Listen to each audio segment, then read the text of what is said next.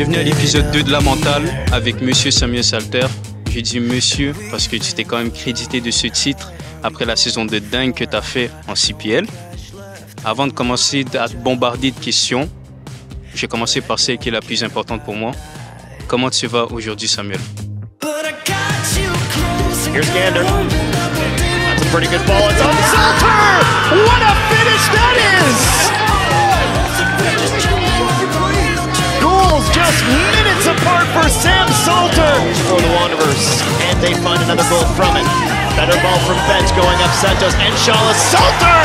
Through the legs of Carducci! Salter trying to open up. Salter is going to fire. It's in! Sam Salter has tied the match! Completely fools Quinton Westberg, who didn't even make a move to the far post. On va être au mois de février, soit d'avoir débuté la CPL ou être en pré-saison. Ça me permet de te poser une question. Ma première d'ailleurs, c'est comment tu juges, toi, ta saison que tu viens de passer là en CPL? Au niveau collectif, je pense que ça a été une saison difficile pour nous. On n'a pas rempli nos objectifs qu'on s'était mis en début de saison. Donc c'est sûr que c'est un peu une défaite pour nous cette saison parce qu'on n'a pas réussi à accomplir ce qu'on avait dit qu'on allait accomplir. Mais du niveau personnel, c'est vrai que j'ai fait quand même une bonne saison.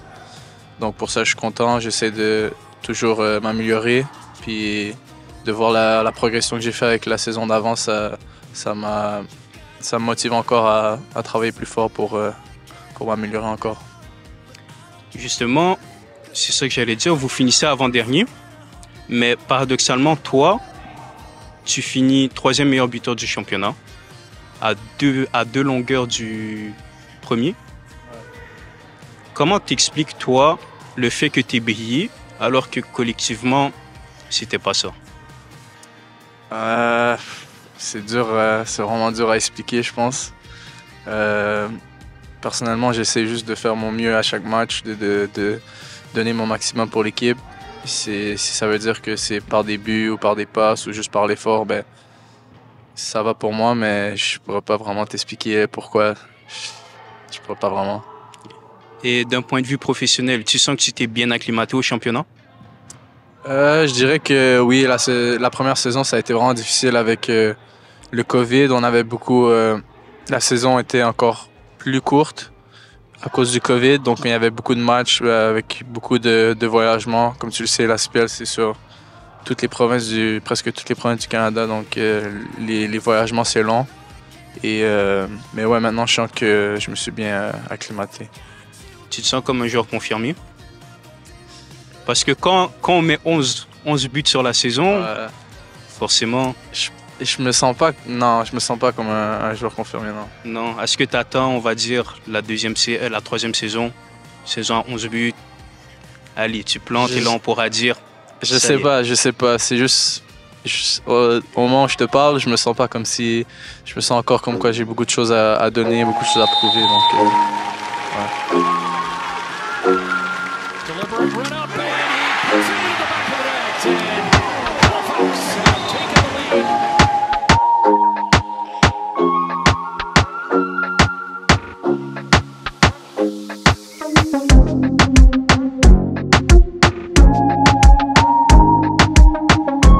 J'ai l'impression que ça n'a pas toujours été facile.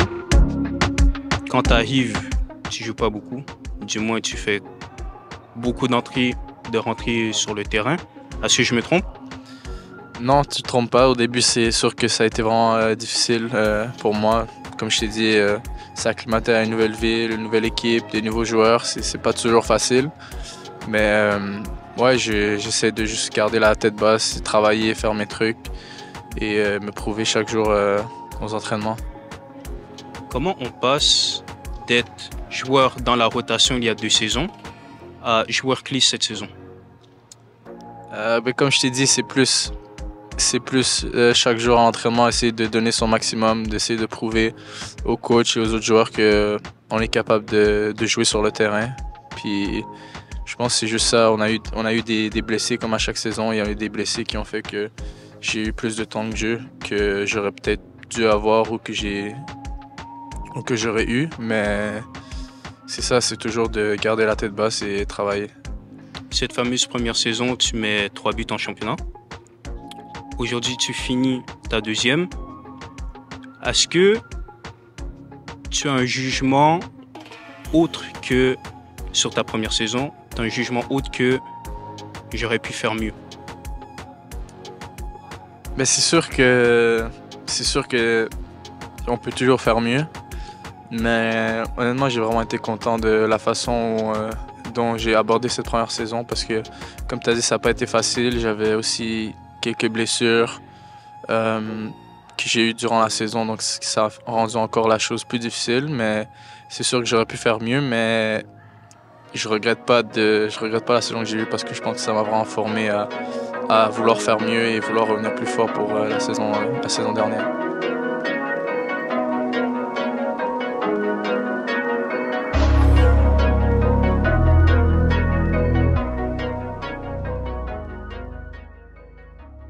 Donc sans ce Salter de 2021, il n'y a pas le Salter de 2022. Ouais, on va dire. Ouais. Moi, je vais être honnête, j'ai l'impression que tu n'as pas de plafond. C'est-à-dire que tu es constamment en progression. La saison dernière, tu mets 3 buts. Maintenant, c'est 11. J'ai l'impression la prochaine, là, si on se revoit dans un an, tu vas en avoir mis 20. Et là, je fais pas seulement de CPL, mais partout où tu vas, tu performes. Ça veut dire amateur, collégial, semi-pro, même universitaire, tu plantes. Comment tu fais pour avoir cette mentalité qui te pousse à être le joueur que tu es aujourd'hui? Ben, comme je t'ai dit, c'est vraiment, juste pour moi, c'est de prendre du plaisir à faire ça. J'adore jouer, j'adore me réveiller tous les jours et jouer. Donc ça, je pense que ça joue un rôle vraiment gros dans pourquoi je me donne à fond dans chaque jour pour progresser, pour prendre du plaisir. Donc je te dirais que c'est vraiment ça, c'est vraiment que j'aime vraiment faire ça. Si moi je fais mes recherches, moi je me dis c'est pas normal. Je vois partout tu bombardes, partout où tu es passé tu bombardes. Là je commence à faire mes recherches et là je me dis est-ce que ça peut pas être un peu de famille? J'ai vu que ton père c'est un ex-hockeyeur, Université de Moncton. Ouais. Est-ce que c'est lui qui t'a un peu imbibé, inculqué cette culture-là? On peut dire vraiment, je dois beaucoup de choses à mon père parce qu'il m'a vraiment appris que c'est vraiment dans le travail que ça va se passer, de toujours prendre du plaisir et de s'améliorer. Il me dit toujours, tu peux toujours améliorer quelque chose, donc pour moi c'est ça. Et justement, aujourd'hui, tu es un joueur de foot, mais est-ce que tu as grandi dans cet environnement hockey?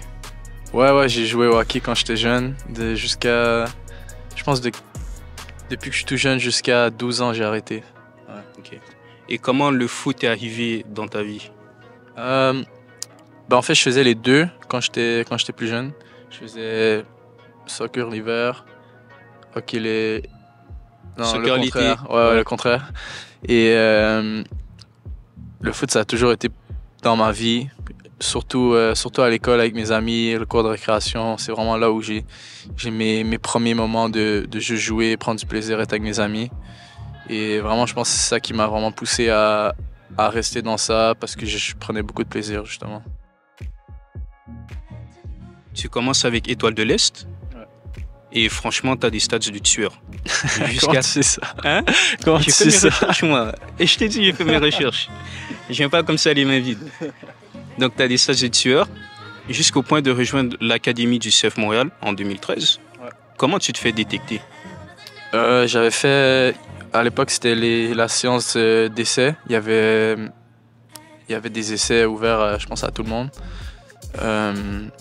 C'est ça, j'ai intégré en 2013, mais j'avais fait aussi les essais l'année d'avant et j'avais pas été pris. Ok. Donc, c'est ça, j'avais fait les essais en 2012, j'avais pas été pris, j'avais refait l'année 2013. Et là, j'avais été sélectionné. Donc, c'était vraiment juste des essais comme ça, ouverts à tout le monde. Pour le plaisir? Au début, c'était plus mon père qui m'a poussé à aller la première année. Moi, je voulais pas trop y aller parce que je rentrais la première année de secondaire. J'allais aller à Georges Vanier, juste à côté de chez moi. Toutes mes amies allaient là. Donc, quand il m'a dit d'aller faire les essais, ça me tentait pas vraiment parce que ça aurait vouloir dire que j'allais à l'école à Montréal, loin, avec des gens que je connaissais pas. non, je dis peut-être que ça a joué un rôle dans pourquoi j'ai pas été sélectionné la première année, mais la deuxième année, c'était vraiment plus pour moi que j'y allais parce que j'avais vraiment envie d'y aller. Du moment où tu intègres l'académie, est-ce que dans ta tête, tu commences à avoir ce petit rêve d'être professionnel? Mais je pense que je l'ai toujours eu. Mais en intégrant l'académie, ça a vraiment été là où genre je me suis dit que ouais, c'est vraiment l'environnement pour moi de pouvoir me prouver, faire tout ce qu'il faut, puis si jamais travailler et si jamais un jour ça arrive, ben ça arrive. Mais je pense que je l'ai toujours eu même avant. Okay. Tu y passes 3 ans. Après, tu quittes. Pour quelle raison?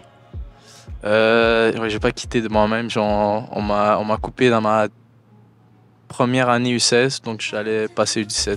Ouais, et on m'a coupé. C'est pourquoi? C'est vraiment niveau? Ouais, ben il y avait plusieurs raisons. À l'époque, c'était vraiment je trouvais que j'avais pas assez de vitesse, justement. J'étais dans une phase de croissance. Je grandissais vraiment beaucoup. Et ouais, en gros, la plus grosse des raisons, c'était que j'étais pas assez, je pensais que j'étais pas assez rapide pour jouer plus haut niveau. Et comment toi tu vis le fait de te faire libérer?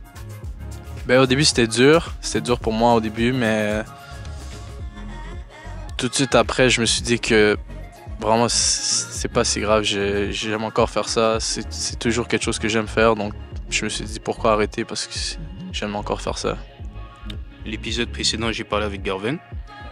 Il m'a expliqué que lorsque lui il a été coupé de l'académie, il a eu de la chance de tomber sur des jeunes joueurs comme toi, avec qui ils allaient s'entraîner tout le temps.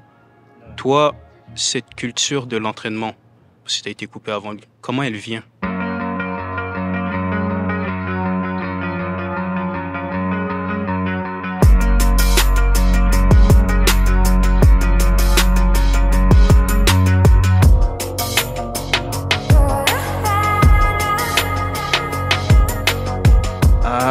Je pense que c'est grâce à comme Gav t'a dit, je pense que c'est vraiment grâce à lui. On était vraiment dans, on va dire, le même bateau. Notre parcours est vraiment similaire. Donc je pense que c'est grâce à lui en grande partie parce qu'on s'est toujours poussé à se donner chaque jour et ouais, je pense que c'est en grande partie grâce à lui.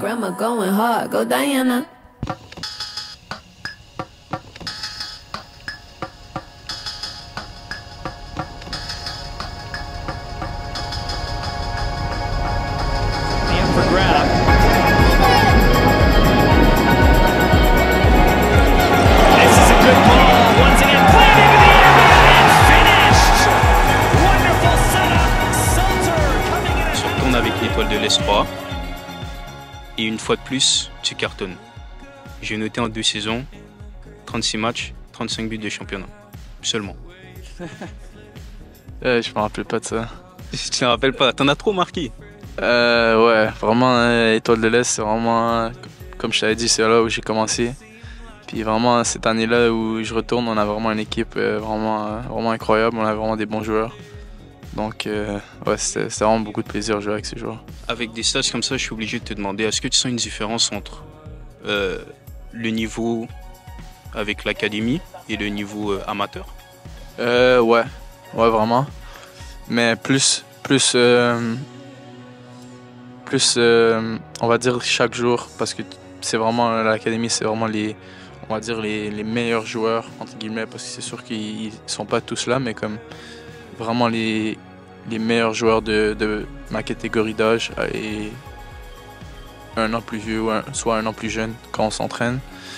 Donc ouais, vraiment à chaque jour tu vois qu'il y a vraiment du niveau et surtout l'envie, genre chaque joueur se bat pour sa place à chaque jour parce qu'ils veulent passer au plus haut niveau. Donc ouais, je sens que vraiment il y a une différence. Okay. Et ça tu le ressens aussi dans ton jeu? Quand je retourne? Ouais. Ouais, au début, ouais. Tu sens que vraiment, il y a des choses qui nous ont inculquées dans la manière dont on s'entraîne, dans la manière dont on prend soin de nous. Vraiment, de manière professionnelle que peut-être dans les clubs amateurs il n'y a pas. Donc ouais, au début c'est sûr que tu vois la différence. Jonathan Sirois. Salter already with 9 goals on the season, looking to make it double digits from the penalty spot. Short run up, left footed, and he buries it. And Halifax have jumped into the lead in the 33rd minute. And it is that man once again, Samuel Salter. It doesn't surprise me.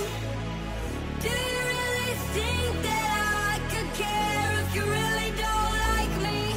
Find somebody else. It could be anyone else out there. No With his 5th conversion from the spot this season, and Mercer on one turned him away. Late in the first half, a chance to equalize for the Halifax Wanderers. The stunner steps to strike. Bottom right corner. We are level. Déjà que tu commences à te faire un nom dans le foot québécois, ton année 2017 va concrétiser les nombreuses attentes qui ont été placées sur toi, entre guillemets. Tu rejoins l'équipe collégiale des Dawson. Tu mets 9 buts en 9 matchs. Ouais, je pense que c'est ça. Et tu finis meilleur buteur de RSEQ, débutant de l'année et athlète masculin de l'année. Pas mal, non? Ouais. Ouais, c'est vraiment... Comme je t'ai dit, c'est l'équipe de Dawson, c'était vraiment aussi les gars qui jouaient à Étoile de l'Est. Les gars qui jouaient ensemble avec et quelques autres. Et vraiment, on avait vraiment des bons joueurs. C'était vraiment une belle équipe. Tu fais aussi l'équipe Québec. Vous remportez la médaille de bronze au crépuscule de cette année. Est-ce que tu dis que tu dois aller viser un peu plus haut? Ouais, je pense que ouais. Mais ça a toujours été entre guillemets, ma philosophie de toujours essayer de jouer au plus haut niveau, mais pas sauter les étapes. Donc, ouais, c'est sûr que je pense qu'après cette année-là, je me suis dit que c'était peut-être le moment d'aller voir ailleurs, d'aller jouer ailleurs. Et justement, en 2018, tu touches tes 18 ans. Tu rejoins Saint-Hubert semi-pro. C'est justement pour ces raisons-là? Ouais. En grande partie, ouais. Parce que c'est quand même des gros sacrifices de faire parce que j'allais à l'école à Dawson pendant la journée, puis les entraînements c'était à Saint-Hubert le soir. Et j'habite à Laval, donc c'est vraiment... c'était des longues journées. Comme je te dis, on allait s'entraîner le soir, je revenais à comme 1h du matin chez moi. Le lendemain, j'avais de l'école. Ouais, c'était vraiment des gros sacrifices à faire. C'est fou parce que tu dis exactement les mêmes mots, les mêmes phrases que Garvin. Ouais, sur Dawson. C'était la même chose. C'était la même chose. C'est ça qui s'est passé. C'est vraiment ça qui s'est passé. Tu as aussi la chance d'aller faire des essais en France. Ouais. Tu pars à Dijon. Ouais. En fait, j'avais fait des essais avant en France. Puis après ça, après la saison, je pense que j'étais parti à Dijon, mais pas pour des essais. J'étais parti Ok. Ouais, directement. U19 nationaux. Ouais, si exact. Pas. Ouais. Des essais aussi à Lens. Ouais, ça c'était après les Jeux du Canada. Ok.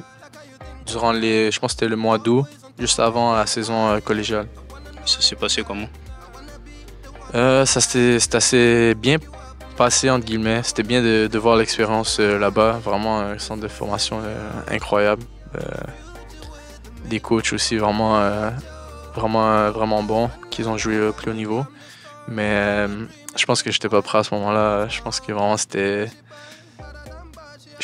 juste pas prêt. J'avais pas assez de niveau. J'avais pas les mêmes exigences que j'ai envers moi-même. Mais ouais, c'est ça. Mais sinon, l'expérience était vraiment incroyable. Tu restes combien de temps?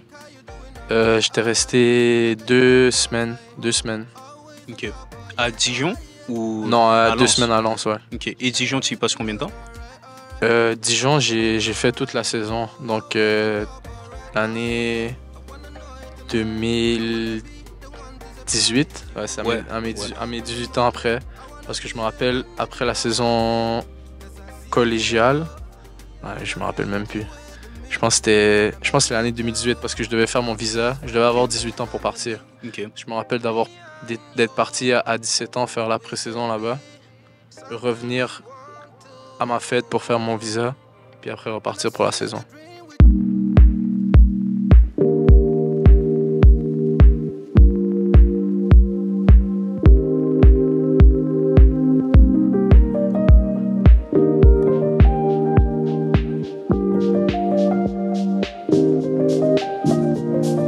Tu as rejoint l'université de Cal State Ouais, aux États-Unis. ouais.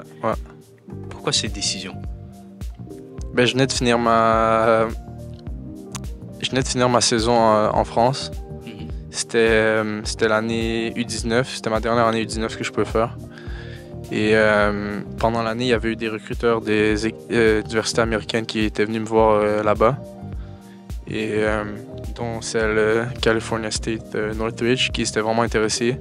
J'étais même fait partie une visite pendant l'entre-saison parce qu'il y a un break dans la saison en France, c'était pendant le mois de janvier, décembre-janvier, pendant le temps des fêtes. Ouais. Mois de janvier, j'avais été faire une visite là-bas, j'ai vraiment aimé les infrastructures, tout ce qui était, c'est à Los Angeles, les températures, il fait beau. Ouais. Et aussi, je pense que c'était pour mes parents la décision de continuer l'école parce que vraiment, quand j'étais parti en France, j'avais mis un gros stand-by sur l'école. J'avais fait le cégep à distance, mais je crois que j'avais fait comme 3 cours pendant toute l'année au complet. Ouais. Puis, ouais, je pense que c'était vraiment pour mes parents de vraiment continuer l'école et vraiment rester dans le cheminement de l'école. Est-ce qu'il y avait autre chose qui était proposé à toi? Particulièrement? Pas concrètement, non. Sinon, je pense que... Non, je pense pas. Je pense pas. Ok.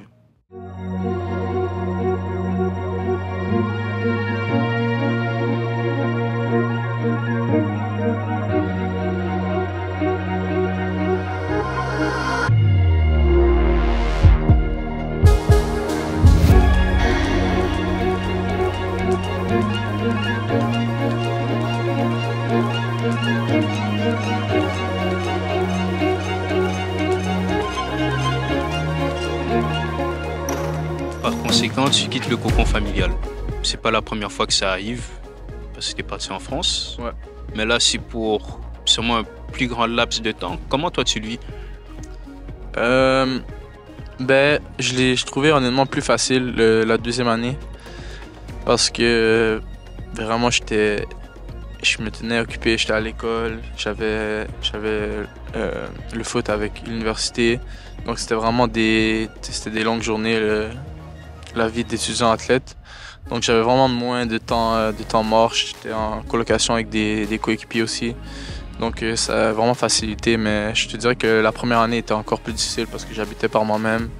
Avec le décalage horaire aussi, c'est compliqué. Genre tu vas appeler ta famille, mais eux ils sont pendant la journée. Mais ouais, donc je te dirais que la première année était plus difficile pour moi. Et tu y restes un an? En Californie? Ouais. Ouais, un an. Un Un an an. à cause du Covid? Ouais. En fait, je pense que c'était même pas un an. J'avais fait la saison qui était, je pense, de août à novembre. Après ça, j'étais revenu pour ma deuxième session en janvier. Ouais. Puis après ça, mars, il y a eu le Covid, donc j'étais retourné chez moi. Tu sens une différence entre le niveau nord-américain global et européen avec tes deux expériences que tu as eues? Ben, t'es multiple en Ouais. Amérique du Nord et... Ouais. Il y a vraiment... c'est vraiment plus... Là-bas, c'est vraiment plus dans la culture. Genre, tu sens juste en habitant en Europe que vraiment, c'est le foot, c'est genre dans la culture. C'est comme le hockey ici, c'est do or die. Les gens sont vraiment fans et ça se ressent dans les jeunes. Vraiment, tout le monde joue. Il y a vraiment plus de joueurs, plus de niveaux, donc vraiment ouais, tu le sens. Donc, malgré la saison tronquée par le Covid en 2020, tu reviens justement, comme tu as dit, en province. Tu Ouais. rejoins l'AS Blainville. C'est ton deuxième passage semi-pro. Qu'est-ce qui te convainc de revenir ici? Ben, j'avais pas le choix. Ouais, t'avais pas le choix? Ben, en fait, c'est ça, j'étais revenu pour le COVID. Mhm. Je faisais mes cours à distance toujours là-bas parce on était vraiment dans l'inconnu. On savait pas si on allait pouvoir retourner pour la saison. Et je pense qu'à un moment donné, ils avaient annoncé que la saison collégiale aux États-Unis allait être annulée à cause du COVID. Donc, je n'étais pas retourné. Et il y avait eu une saison PLSQ pendant le COVID. Donc, vraiment, c'était plus genre pour continuer à jouer, pas rester chez moi à rien faire. Encore une fois, tu fais une grosse saison avec Blainville. 8 buts, 8 matchs. Champion de PLSQ. Ouais, Une nouvelle ligne à ton palmarès, j'ai envie de dire. Félicitations. merci. Et ce sont tes prestations linéaires qui t'ouvrent les portes de la CPL. Ouais, je pense que ouais. Parce que Halifax t'offre un contrat d'1 an plus option. Ouais.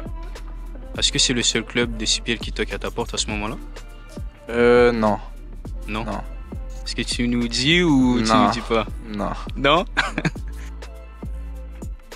Durant le championnat canadien en 2021, premier tour, le hasard fait bien ses choses parce que tu affrontes l'AS Blainville, ton ancien club, Ouais. mais tu ne joues pas. Ouais, j'ai pas joué ce match-là. J'étais blessé. Ouais, j'étais blessé. Déçu? Ouais, c'est sûr. Parce que ça a été mon premier match de championnat canadien. C'est vraiment un gros événement, on va dire. Et ouais, en plus, j'étais déçu parce que j'aurais vraiment envie de jouer ce match-là, mais je le savais. En gros, c'est pas comme si ça a été crève-cœur parce que je le savais depuis que j'étais blessé. Je savais que j'allais manquer le match. Donc, ça a un peu, comment on va dire, j'étais un peu plus en paix avec ça. Et en septembre 2021, tu affrontes ton autre club formateur en quart de finale du championnat canadien, CF Montréal. T'es titulaire. C'est un joli clin d'œil, non? Ouais, vraiment, cette année-là, je trouve, le match, comme je t'ai dit, le championnat canadien, c'est un gros événement. En plus, jouer contre le CF, c'était vraiment fou. Que des bonnes expériences. Vous jouez, mais vous perdez 3-1. À vous, t'as pensé au joli scénario. Tu as le scénario, tu marques et tout. Ouais, c'est sûr. Deflects off the boots of Osorio. Gagnon Laparé. Near side finds Sam Salter. Salter trying to open up. Salter is going to fire. It's in! Sam Salter has tied the match! Completely fools Quentin Westberg, who didn't even make a move to the far post. Here we go. Oh, it is here we go.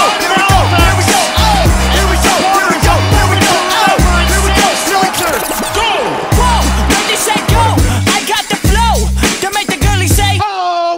So, don't get your panties in a twist. When auras the quand même last ta time y'all revanche heard it like cette this? saison. When the last time Parce que tu marques contre le Toronto FC en championnat canadien. Et c'est un top but. On va pas se mentir. Malheureusement, vous perdez encore au terme d'un bon match. Est-ce que déjà tu nous décryptes un peu ce but?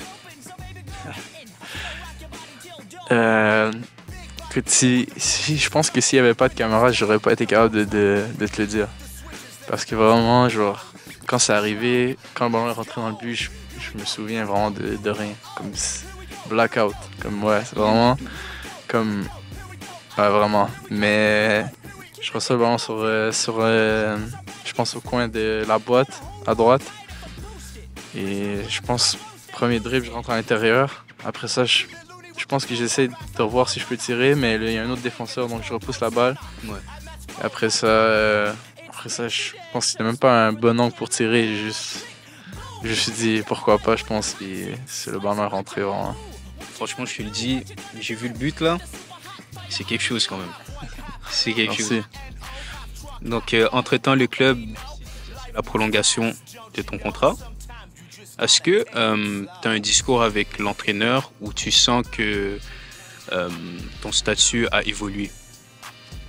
Après la première saison? Ouais.